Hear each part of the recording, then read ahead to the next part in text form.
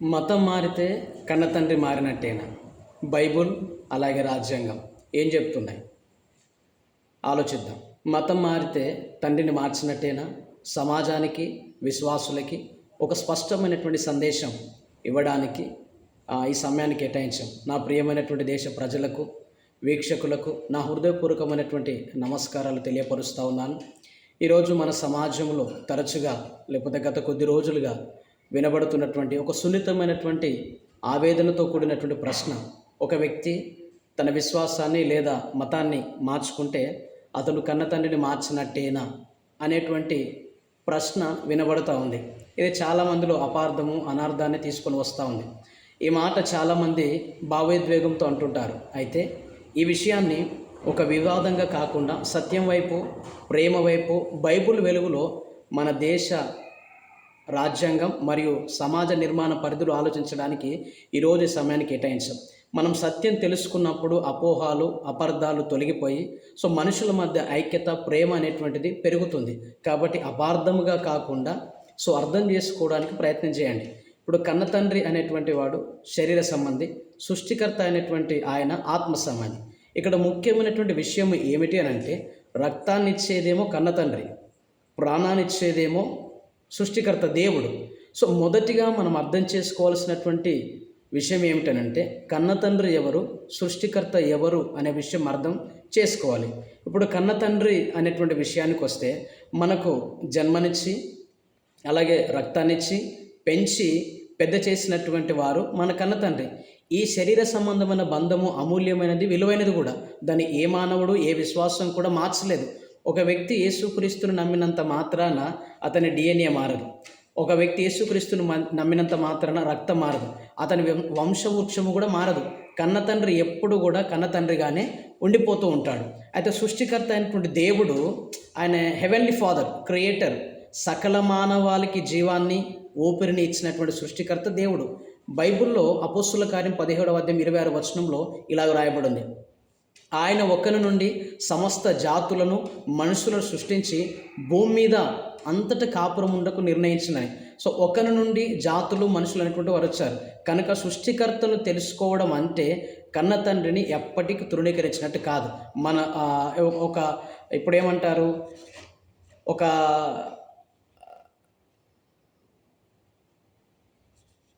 ఒక నది సముద్రంలో కలవాలనుకోవడం ఎంత సహజమో, సృష్టిలోని మానవుడు తనను సృష్టించినటువంటి దేవుని వైపు తిరగడం కూడా అంతే సహజం. కన్నతండ్రి స్థానం వేరు, ఆత్మకి జన్మనిచ్చినటువంటి దేవుని స్థానం వేరు. ఇప్పుడు నది అనేటువంటి సముద్రంలో కలవడం సహజమే. బైబిల్ బోధన తల్లిదండ్రులను గౌరవించమని చెప్పింది, కానీ ఎక్కడ తృణీకరించమని చెప్పలేదు. ఇక్కడ ముఖ్యమైనటువంటి పాయింట్ ఏది అని అంటే, కన్నతండ్రులను తల్లిదండ్రులు నిరాకరించమని చెప్పదు బైబిల్. ఎక్కడ మరింత ఎక్కువగా ప్రేమించమని చెప్తుంది. మనం అర్థం చేసుకోవాలి దాన్ని. చాలామంది అనుకుంటుంటారు, క్రైస్తవుడిగా మారితే కన్న తల్లిదండ్రులను దూరం పెడతారని. కానీ బైబిల్ ఏం చెప్తుందో చూద్దాం. ఎప్పుడు కూడా బైబిల్ తల్లిదండ్రులు దూరం పెట్టాలని చూడలే.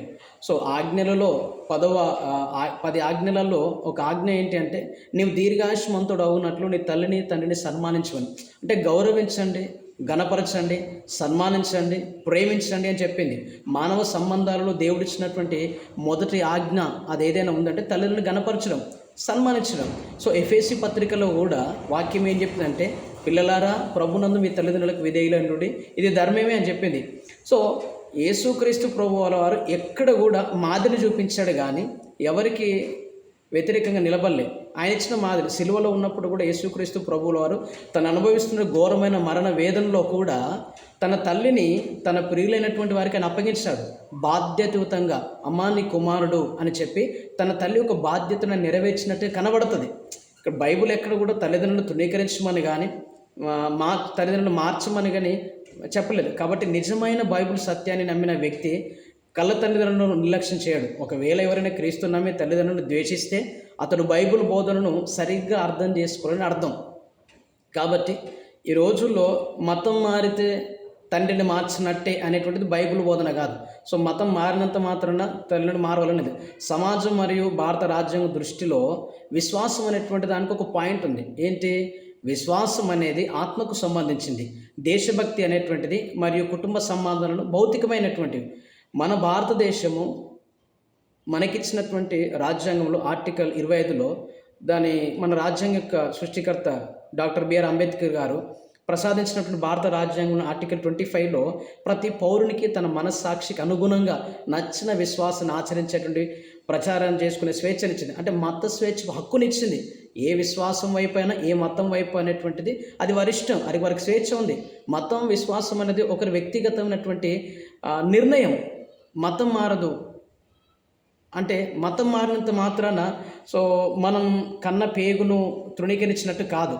మతం ఎప్పటికీ మంచిని బోధించేదిగా ఉండదు. మతం మారడం అంటే కన్న పేగును, పుట్టిన నేలను, దేశభక్తిని వదులుకోవడం కాదు. ఒక భారతీయుడు క్రైస్తవుడిగా మారినంత మాత్రాన అతడు భారతీయ పౌరుడుగానే ఉంటాడు. ఈ దేశ చట్టాలకు బద్ధుడై ఉంటాడు. ఈ దేశ సరిహద్దులో ప్రాణాలను అర్పించడానికి సిద్ధంగా ఉంటాడు. క్రైస్తవుడిగా మారితే దేశభక్తి పోదు, భారతదేశ పౌరసత్వము కూడా పోదు. విశ్వాసం మారినంత మాత్రాన సంస్కారాలు మారవు. కన్న తండ్రి సేవ చేయడం అనేటువంటిది పిల్లలకు అనుగ్రహించే భాగ్యం. తల్లిదండ్రులు వృద్ధాప్యంలో ఉన్నప్పుడు ఆదుకోవడము, అండగా ఉండడం అనేది ప్రతి పౌరుడి కనీస బాధ్యత. బైబిల్లో తిమోతి పత్రిక 1 తిమోతి 5లో ఒక వాక్యం చెప్పబడుతూ ఉంది. దాంట్లో మీరు అర్థం చేసుకోవాలి. ఎవడైనా 1 తిమోతి పత్రిక 5వ అధ్యాయం 8వ వచనంలో, ఎవడైనను స్వకీయులను విశేషముగా తన ఇంటి వారిని సంరక్షింపకపోయిన ఎడల వాడు విశ్వాస త్యాగం చేసిన వాడే అవిశ్వాసి కంటే చెడ్డవాడై ఉండునని వాక్యమే చెప్తుంది. కుటుంబాన్ని సంరక్షించాలని. కాబట్టి క్రీస్తును నమ్ముకోవడం ద్వారా ఒక వ్యక్తి కుటుంబానికి, దేశానికి మరింత మంచి పౌరుడిగా మారుతాడే తప్ప తండ్రిని ఎప్పుడు కాదని. ఇది మీరు అర్థం చేసుకోవాలి. లోక సంబంధమైన ఉదాహరణలో కూడా మనం చూస్తే సమాజానికి సులభంగా అర్థమయ్యేటువంటి లౌకికమైనటువంటి పోలికలు కూడా మనం చూడవచ్చు. ఇప్పుడు సమాజానికి అర్థమయ్యేలా కొన్ని ఉదాహరణలు చూద్దాం. మీరు అర్థం చేసుకోగలిగితే, అపార్థం చేసుకుంటే దానికి మనం ఏం చేయలేము. నా వంతు ప్రయత్నంగా నేను చేస్తూ ఉన్నాను. అర్థం చేసుకోవడానికి ప్రయత్నం చేయండి. వృత్తి, చేంజ్ ఆఫ్ ప్రొఫెషన్ అని. ఒక రైతు కుమారుడు బాగా చదువుకొని లేదా మంచి చదువులు చదివి ఒక లాయరో లేకపోతే ఒక డాక్టర్ అయ్యాడు అనుకో. అప్పుడు తన తండ్రి రైతు గనక అతడు తన వృత్తిని వదిలిపెట్టాడు. ఇప్పుడు తండ్రిని మార్చినట్టు కాదు కదా. తన వృత్తిని వదిలిపెట్టాడు. వాళ్ళ నాన్న రైతు, మనడు చదువుకొని మంచి ప్రయోజకుడు అయ్యాడు, ఒక డాక్టర్లో లాయరు అయ్యాడు. ఇప్పుడు అంత మాత్రాన తండ్రిని మార్చినట్టేనా? ఆ వృత్తిని తను చేయలేడు. ఒకవేళ చేయగలిగినటువంటి వాడిగా ఉన్నప్పటికీ కూడా తను చదువుకున్నాడు గనక, తనకు డాక్టర్ లాయర్ అయ్యాడు గనక ఆ వృత్తిని చేయలేడు. కాబట్టి ఒకవేళ చేసినా కూడా అతడు తండ్రిని మార్చినట్టు కాదు కదా. వృత్తి అనేటువంటిది వేరు. ఇక్కడ పేగుబంధము, కన్నబంధము వేరు. కనుక మనం ఆలోచన విధానం మారాలి. ఇప్పుడు ఒకే రాజకీయ పార్టీలో ఒక రాజకీయ పార్టీ ఉంది, తండ్రి ఒక రాజకీయ పార్టీలో ఉన్నారు, పిల్లలు వేరు రాజకీయ పార్టీలలో ఉన్నారు. పార్టీ సిద్ధాంతాన్ని నమ్మి వాళ్ళు పనిచేస్తూ ఉండవచ్చు. అట్లంత మాత్రాన తండ్రికి కొడుకులకు ఉన్న బంధం తెగిపోతుందా? అప్పుడు వాళ్ళు తండ్రిని మార్చినట్టేనా? కాదు కదా. ఇప్పుడు మన జీవిత విధానంలో రకరకాల రోగాలు ఉన్నాయి. కొంతమంది నాటు వైద్యాన్ని నమ్ముతూ ఉన్నారు. తండ్రి నాటు వైద్యాన్ని నమ్మాడు అనుకుందాం. కొడుకు ఇంగ్లీష్ మందులు నమ్మాడు అనుకున్నాం. ఇక్కడ ప్రాముఖ్యమైనది ఏంటి? ఆరోగ్యం కావడానికి మందులు. ఇక్కడ వాళ్ళు ఏం వాడుతున్నారు? తండ్రి ఏమో నాటు వైద్యాన్ని ఇష్టపడుతూ ఉన్నాడు, కొడుకేమో ఇంగ్లీష్ మందుల వైపు వెళ్తున్నాడు. అంత మాత్రాన తండ్రిని మార్చినట్టేనా? వృత్తి నాటు వైద్యం కాబట్టి, వృత్తి రైతు కాబట్టి దాన్ని మార్చినట్టు, తండ్రిని మార్చినట్టు కాదు కదా. తనకు అనుకూలమైనటువంటి దాన్ని, తను నమ్మినటువంటి దాన్ని, తను విశ్వసించినటువంటి దాన్ని, తనకు స్వేచ్ఛ ఉంది తీసుకోవడానికి, కనుక దాని వైపు సాగాడు. ఇక్కడ ప్రయోజనము అంటే మేలు అనేటువంటిది ముఖ్యమే తప్ప దాన్ని మాత్రమే మనం కొనసాగించాలి. ఇప్పుడు స్వస్థత అనేటువంటిది ఇంపార్టెంట్ అక్కడ, అంతే తప్ప తండ్రిని మార్చినట్టుగా కాదు. మీరు అర్థం చేసుకుంటే చాలా విషయాలు లోతుగా మనము ఆలోచించవచ్చు. అలాగే ఒక వ్యక్తి తన ఆత్మశాంతి కోసం, లేకపోతే పాప విమోచన కోసం, నిత్య జీవం కోసం యేసుక్రీస్తును తన రక్షకుడిగా అంగీకరించినప్పుడు అతడు తన ఆత్మకు రక్షణ పొందుతూ ఉన్నాడు. అక్కడ సృష్టికర్త అయినటువంటి దేవుని దయను పొందుతున్నాడే తప్ప తనను కన్న తండ్రిని తిరస్కరించడం లేదు. అట్లని కన్న తండ్రిని మార్చినట్టుగా కూడా కాదు. తను నమ్మినటువంటి రక్షణ వైపు, తను నమ్మినటువంటి విశ్వాసం వైపు ఆయన కొనసాగుతున్నాడు. అంత మాత్రాన తండ్రిని మార్చినట్టేమీ కాదు.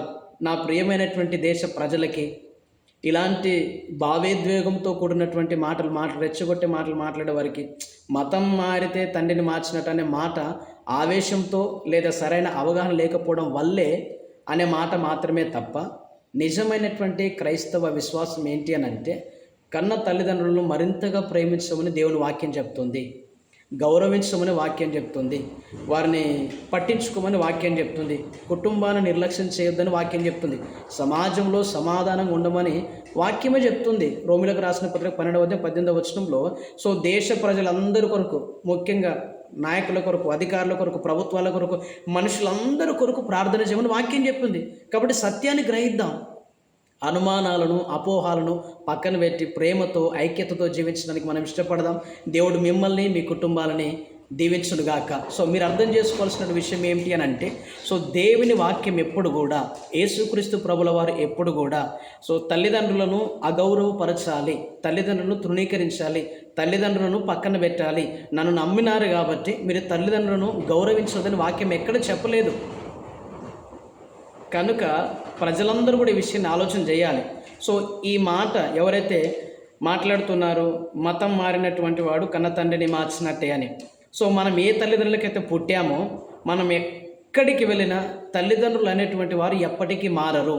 ఎందుకంటే అది పేగుబంధము, వారు రక్తాన్ని ఇచ్చారు, మనం పుట్టాము, మనం ఈ లోకానికి వచ్చాం వారి ద్వారా.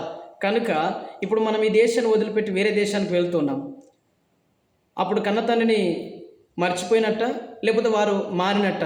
కొంత దూరం అయ్యాం, కొన్ని ప్రాంతాలను విడిచి వెళ్ళి ఉద్యోగాల కొరకు వెళ్తున్నారు, సో బ్రతకడానికి వెళ్తూ ఉన్నారు, రకరకాల పనుల కొరకు దేశాలను వదిలిపెట్టి వెళ్తున్నటువంటి వాళ్ళు ఉన్నారు.